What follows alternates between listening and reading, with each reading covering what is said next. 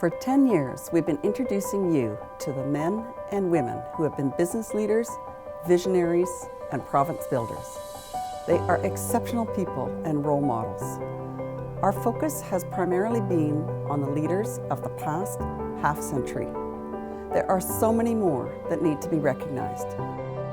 So tonight, we're introducing a new category of Business Laureate. I give you the Pioneers. They are a distinguished group of men and women. They built, we benefit. The strength of today's economy is built on the vision, leadership, and integrity of business pioneers who saw opportunity in British Columbia, and what they did was groundbreaking. For example, did you know that Nat Bailey literally invented the food truck? One day, he put a grill on the back of his Model T and started selling hamburgers to tourists. One of those burgers was the Triple O. The name means plenty of fixins. And that's what Nat was always doing. He was constantly fixing the way he was doing business. He graduated from his truck to create Canada's first drive-in restaurant, and he nicknamed the servers Car Hops. Nat founded and ran the company for 50 years. A company that was built on a combination of two values, respect for his team and the guarantee of a handshake. On his menu, you could always find salmon, a BC staple, one made possible thanks to the ingenuity of Mr. Henry Bell-Irving, who consolidated 9 canneries to become the top sockeye producer in the world. The company flourished, selling BC salmon as far away as his homeland in the UK. And then along the way, he identified another opportunity: the cans themselves. Bell-Irving brought in partners and mechanized the process and created another groundbreaking venture, the Automatic Can Company. He was also acutely aware of the need to protect BC's precious fishing resources. He urged and played a foundational role in the establishment of the Pacific Salmon Commission. At the same time as Henry Bell-Irving was revolutionizing the salmon industry, Benjamin Tingley Rogers was doing the same with sugar. He had immigrated to Vancouver from Philadelphia, where he mastered in sugar manufacturing.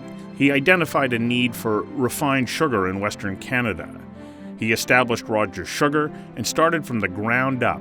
He had to train all of his staff because no one in the province had any experience with sugar. Decades later, Rogers saw an opportunity in recycling the syrup sugar refining produces. Syrup. Rogers Golden Syrup. The company was, and still is, the only sugar refinery west of Ontario. Food and agriculture are at the heart of another extraordinary entrepreneur's story. Hokyat Louis immigrated to Canada in 1896 after borrowing $50 so he could pay the head tax, a tax designed to stand in the way of immigrants coming from China. After a series of labor jobs, he leased a plot of land and started farming.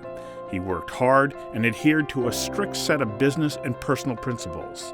By 1903, he opened his first store selling seeds, fertilizer, and wholesale groceries. He built his company and helped build our city. He knew Canada had much to offer to others, so he paid their head tax, enabling them to come and prosper, and in the process make BC a better province. His company is still family-owned, and it is still guided by the principles and values that he established. Another pioneer whose company started in the food sector is David Oppenheimer. They started selling food and dried goods to those chasing the gold rush, then moved into what is now known as Gastown to establish a food distribution business that is still operating today. David Oppenheimer is also known for his civic contributions. He was the second mayor of the city, and he served 4 terms without taking a paycheck. Instead, he donated land to build schools and playgrounds. He is affectionately called the Father of Vancouver. The development of streets, transportation, and basic utilities were all started by Mr. Oppenheimer, plus he established the electric company that would eventually become BC Hydro. Now, when it comes to heavy lifting, Earl Finning was the guy you turn to. He was just one of a few who helped lift BC's economy out of the Great Depression. That's when he dug a new path in construction and resource development. He forged an alliance with Caterpillar to sell its loaders and graders and backhoes and haulers, and in doing so, he also established a new way of doing business. We service what we sell. Earl Finning crisscrossed BC meeting customer needs, and in doing so built a company that today employs 15,000 people in 6 countries on 3 continents. Good service, it turns out, is universal. Another pioneer in the resource sector was H.A. Simons, a brilliant mechanical engineer. He was considered to be so smart that Pulp and Paper magazine hailed him as an eminent engineer. He was so good at his job that he was honored with an award for outstanding contributions to engineering by the American Society of Engineers. In 1939, Simons started to design the Port Alberni pulp mill, a project that was delayed due to the war, but it was completed in 1947, and when it opened, it was the first pulp mill to be built in BC in 40 years. The mill was renowned around the world for its leading-edge design and technology. Mr. Simons went on to design and oversee the building of numerous pulp mills in BC and the United States. John Prentice, the co-founder of Canadian Forest Products, was a visionary. Shortly before the outbreak of the Second World War, Prentice and Pulte Bentley got into the veneer business. Later, they purchased a number of small companies and pulp companies, growing their venture into Canadian forest products. Prentice was an early recycler. He identified an opportunity in wood waste, turning it into value-added products. His leadership skills were widely recognized, and he was asked to serve as the chairman of the Canada Council for 2 terms.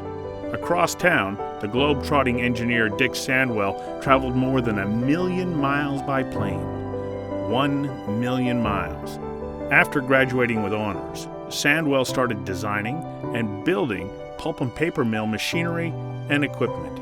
In his first 21 years, Sandwell and Company completed more than 1,500 engineering, management, and planning assignments around the world. On Vancouver Island, Jeannie Butchart envisioned and built the world-famous Butchart Gardens. In 1915, 100 years ago, her gardens hosted 18,000 visitors that year, and each year the number just keeps growing. Butchart Gardens has become a famous tourist attraction for people from around the world. Jeannie Butchart was named Victoria's Best Citizen in 1931. What an honor.